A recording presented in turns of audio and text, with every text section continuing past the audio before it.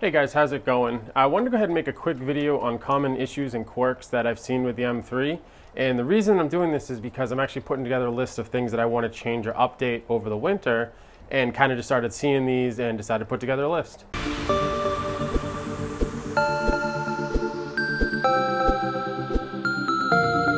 So I don't think a list of things that I find as issues or things that need to be fixed without looking at the car is all that fun. So let's go ahead and hop in the car.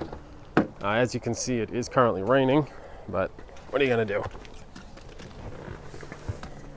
And okay, so to start, the interior trim. So there's a lot of weird things, like you'll see right here where, I've been turning down the fan speed here, and it's basically, you can start to see it's worn away here. There is on the steering wheel, you can see some bubbling and some wear. So this one here is a pretty cool feature, but sometimes it doesn't work. I'll go ahead and shut the door, and the car will actually bring the seatbelt to me. But if I go ahead and slide over to this one here, that one there doesn't work and hasn't worked since I bought the car. So it's not a deal breaker. It's just something that if you're looking to buy the car, or if let's say you own the car, it may break in time. An important thing that can go wrong with this car is the rod bearings. So if you're looking to buy a car, or if you say you already have an M3, definitely get a Blackstone Labs oil analysis. And what they do is they basically take an oil sample and they'll tell you if there's any metal or contaminants inside your oil. The analysis that they do will give you some sort of indicator that you may have some sort of engine trouble, be it metal shavings in the oil pan or anything like that, which could essentially mean that your rod bearings are going, or you have some sort of a cylinder related issue. So I'd highly recommend getting that done. Another interior quirk is these three buttons here. You have your power, which is your throttle response, your electronic damping, and then of course your traction control off. Well, may or may not be a result of driving this car the way that I do, but the DSC off, if you actually push on it, it pops off. So believe it or not, this whole entire panel right here from Turner Motorsports is about $150, which to me seems insane, but hey, it's a BMW, so I guess that's what it costs. Next up is an interesting one that I came across when I'm looking to replace the shifter, and that is that the head of the shifter as well as the boot is all one piece of leather. So you can't, most cars you can actually just pull this off. It's usually pretty difficult, but you can get it done and you can swap it.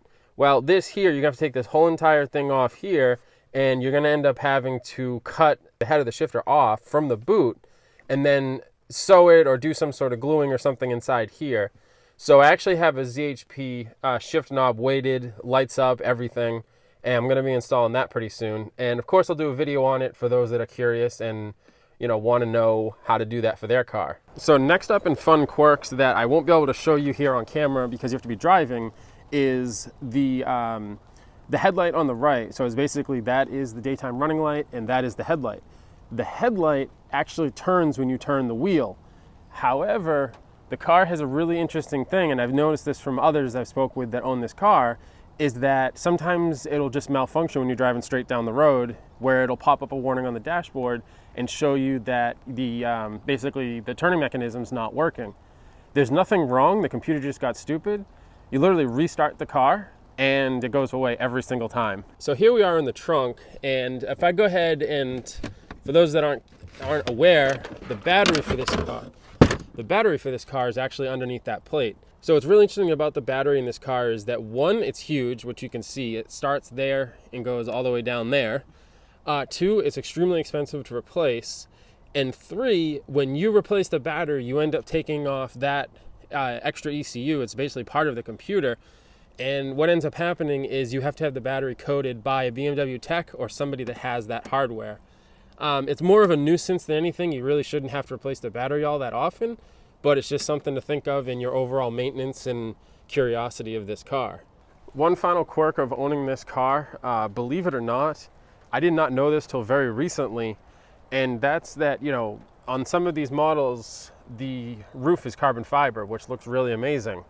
However, if you were to get some sort of hail damage or some sort of other damage to this, there are very few people that can actually can fix this. you would actually have to replace it or have somebody that knows exactly how to work with carbon fiber, because, you know, you can see down here, I mean, it's pretty damn thick.